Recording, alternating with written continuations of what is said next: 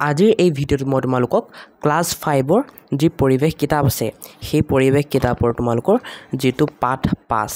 5টোৰ নাম কি তোমালোকৰ পাঠ 5টোৰ নাম হ'ল আহাৰৰ প্ৰয়োজনীয়তা এই পাঠটোৰ সকলো প্ৰশ্ন উত্তৰ যিবোৰ ইম্পৰ্টেন্ট হয় পৰীক্ষাৰ বাবে সকলো মই দিম সো ভিডিঅ'টো শেষলৈকে চাই থাকিবা ইম্পৰ্টেন্ট নোহাবোৰ মই নিদো ঠিক আছে যোনবোৰ পৰীক্ষাৰ কাৰণে ইম্পৰ্টেন্ট আৰু হোমৱৰ্ক কৰিব দিব স্কুলৰ পৰা সেইবোৰ দিম গতিকে অনুশীলনীৰ প্ৰশ্ন উত্তৰসমূহ আমি চাও বলা অকল মই এই ভিডিঅ'ত প্ৰশ্ন উত্তৰসমূহ আলোচনা কৰিম তোমালোকক যদি কাবাক চেপ্টাৰ 2 বা পাঠটো বুজোৱা ভিডিঅ' লাগে বা বেলেগ তাৰপা এমসিকিউ লাগে তেন্তে মোক কমেন্ট কৰি কবা ঠিক আছে আৰু বেলেগ যদি কিবা টপিকৰ ওপৰত ভিডিঅ' লাগে কমেন্ট কৰি কবা মই নিশ্চয় দিম হ'ব আৰু মই একদম সৰুকৈ কোৱেশ্চন আনসাৰবোৰ লিখি আনিছো প্ৰশ্ন উত্তৰবোৰ যাতে তোমালোকৰ মুখস্থ কৰিবলৈ সুবিধা হয় গতিকে বলা আৰম্ভ কৰো 1 নম্বৰ প্ৰশ্নটো কি কৈছে আমাক সমুকে উত্তৰ লিখিব দিছে ইয়াৰে ক নম্বৰ প্ৰশ্নটো কৈছে আমাক কিয় আহাৰৰ প্ৰয়োজন হয় উত্তৰ লিখিবা আমাক জীয়াই থাকিবলৈ আহাৰৰ প্ৰয়োজন হয় যাক খৰুকে লাগে অকল এখিনি লিখি দিবা ঠিক আছে যাক অকমান ডাঙৰকে ভালকে লাগে হিয়তে এনেকে লিখিবা আমাক জীয়াই থাকিবলৈ শক্তি পাবলৈ আৰু শৰীৰৰ বৃদ্ধিৰ বাবে আহাৰৰ প্ৰয়োজন ঠিক আছে কাক কোনটো লাগে লিখি লবা খ নম্বৰ কি কৈছে আমাক কৈছে খাদ্যত থকা উপাদানবোৰ কি কি উত্তৰ লিখিবা খাদ্যত থকা উপাদানবোৰ হ'ল শৰ্কৰা প্ৰটিন চৰ্বি ভিটামিন খনিজ দ্ৰব্য আৰু পানী ঠিক আছে এইখিনি লিখিলে তোমালোকে হৈ যাব নেক্সট তোমালোকৰ কি কৈছে আমাক সুষম আহাৰ বুলিলে কি বুজা সুষম আহাৰৰ কিয় প্ৰয়োজন উত্তৰ লিখিবা যি আহাৰত খাদ্যৰ সকলো উপাদান প্ৰয়োজনীয় পৰিমাণে থাকে তাকে সুষম আহাৰ বোলে ঠিক আছে খাদ্যৰ সকলো উপাদান মানে তোমালোকৰ এইবোৰৰ কথা কৈছে শৰ্কৰা প্ৰটিন চৰ্বি ভিটামিন খনিজ দ্ৰব্য আৰু পানী এইবোৰৰ কথা কৈছে ঠিক আছে এতিয়া যিবোৰ আহাৰত এই সকলোবোৰ পোৱা যায় তাকে কি কম সুষম আহাৰ বুলি কম নেক্সট লিখিবা সুষম আহাৰ আমাৰ বাবে প্ৰয়োজন কাৰণ ই আমাক শক্তি দিয়ে শৰীৰৰ বৃদ্ধি কৰে আৰু ৰোগৰ পৰা ৰক্ষা কৰে গতিকে এই প্ৰশ্নটোৰ সমাধান হৈ গ'ল ঠিক আছে এনেকৈ লিখিলে তোমালোকে পৰীক্ষাত ফুল মাৰ্ক স্ক'ৰ কৰিব পাৰিবা ঘ নম্বৰ কি কৈছে আমাক আমি কিয় যথেষ্ট পৰিমাণে পানী খাব লাগে উত্তৰ লিখিবা আমি যথেষ্ট পৰিমাণে পানী খাব লাগে কাৰণ 1 নম্বৰ পানীয়ে আহাৰ হজম কৰাত সহায় কৰে হয় আহাৰ মানে খাদ্য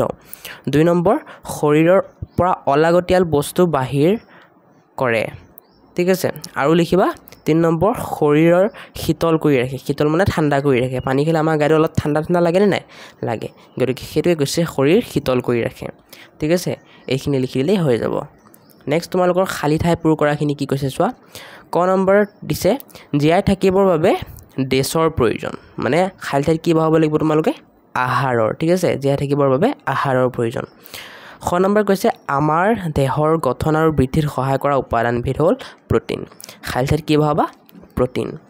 গ নম্বৰ সেউজীয়া শাক-পাচলি আৰু ফল-মূলত ভিটামিন আৰু খনিজ দ্ৰব্য থাকে প্ৰথমটো খালি ঠাইত বহাবা ভিটামিন পিছৰটোত বহাবা খনিজ দ্ৰব্য ঠিক আছে আৰু তোমালোকে শুনিয়ে থাকা হয় মাহঁতে কৈয়ে থাকে যে শাক-পাচলি আৰু ফল-মূলত কি থাকে ভিটামিন থাকে হয় খালি তোমালোকে খনিজ দ্ৰব্যটো মনত ৰাখিব লাগিব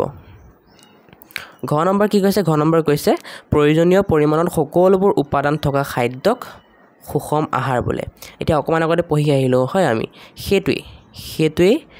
সেইকাৰণে তোমালোকৰ মনত ৰৈ যাব সোনকালে গতিকে খালি ঠাইত কি লিখিবা সুষম বুলি লিখিবা ঠিক আছে বাকি সব দিয়াই আছে নেক্সট তোমালোকৰ উঙ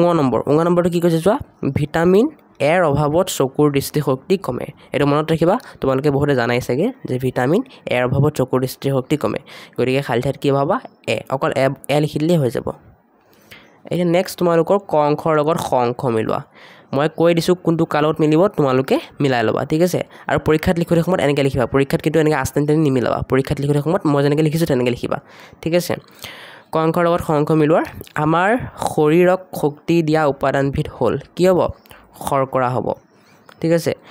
শৰীৰত হাড় আৰু দাঁতৰ গঠনত সহায় কৰা খনিজ দ্ৰব্যবিধ হ'ল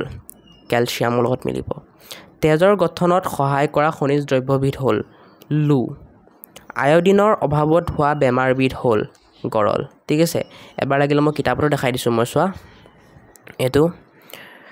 আমাৰ শৰীৰত শক্তি দিয়া উপাদানবিধ হ'ল শৰ্কৰা শৰীৰত হাড় আৰু দাঁতৰ গঠনত সহায় কৰা খনিজ দ্ৰব্যবিধ হ'ল কেলছিয়াম তেজৰ গঠনত সহায় কৰা খনিজ দ্ৰব্যবিধ হ'ল লু পিছত নেক্সট আয়োডিনৰ অভাৱত হোৱা বেমাৰবিধ হ'ল গৰল ঠিক আছে নেক্সট আমি চাওঁ 4 নম্বৰখিনি 4 নম্বৰ কি কৈছে আমাক শুদ্ধ উত্তৰটো বিচাৰি উলিয়াব দিছে গতিকে তোমালোকে এনেকৈ লিখিবা তাৰ আগতে মই কৈ দিওঁ তোমালোকক কথা এটা যে তোমালোকক যদি গোটেই পৰিৱেশ কিতাপখনৰ PDF নোটছ লাগে মই যেনেকৈ লিখি থৈছোঁ ধুনীয়াকৈ এইবোৰ যদি এক্সেক্টলি নোটছ লাগে PDFত নোটছ লাগে তোমালোকে প্ৰিণ্ট কৰি ওলাব বিচাৰা তেন্তে ডেছক্ৰিপশ্যনত লিংক থাকিব 50 ৰুপিজ এটা পে' কৰি পেলাই সেই PDF নোটছটো ডাউনলোড কৰি ল'ব পাৰিবা আৰু পঢ়িব পাৰিবা ঠিক আছে এতিয়া আমি 4 নম্বৰখিনি চাওঁ বোলা 4 নম্বৰ কটো কি কৈছে আমাৰ শৰীৰক বেমাৰৰ পৰা ৰক্ষা কৰা উপাদানবিধ হ'ল উত্তৰ লিখিবা ভিটামিন আৰু খনিজ দ্ৰব্য ঠিক আছে 6 নম্বৰ কি কৈছে দীৰ্ঘদিনৰ বাবে খাদ্যৰ উপাদানৰ অভাৱত হোৱা বেমাৰক কি বুলি কোৱা হয় উত্তৰ লিখিবা অভাৱজনিত ৰোগ ঠিক আছে গ নম্বৰ দি আছে ভিটামিন C অধিক পৰিমাণে থকা খাদ্য হ'ল উত্তৰ হ'ব আমলখি তোমালোকে জানা এইটো হয় ইয়াত তিনিটা অপচন দিছে তিনিটা অপচনৰ পৰা আমি এটা এটা চুজ কৰিছোঁ আৰু উত্তৰত সেই অপচনটো লিখি দিছোঁ ঠিক আছে গতিকে এইখিনি আছিল আজিৰ ভিডিঅ'টো নেক্সট ভিডিঅ'ত আমি তোমালোকক পাঠ 6 অসমৰ প্ৰাকৃতিক সম্পদ আৰু সংৰক্ষণ এই পাঠটোৰ সকলো প্ৰশ্ন উত্তৰ দিম সেয়ে ভিডিঅ'টো লাইক এটা কৰি চেনেলটো সাবস্ক্ৰাইব কৰি থবা যাতে নেক্সট ভিডিঅ'টো তোমালোকে সোনকালে পোৱা আৰু কমেণ্টত জনাবা তোমালোকে যে তোমালোকৰ ভিডিঅ'টো কেনেকুৱা লাগিল আৰু নেক্সট কি টপিকৰ ওপৰত ভিডিঅ' লাগে মই দিবলৈ নিশ্চয় ট্ৰাই কৰিম এনেকৈ পঢ়ি থাকা আৰু কি ক'ম ন সো আজিলৈ ভিডিঅ'টো ইমানখিনিতে সামৰণি মাৰো বাই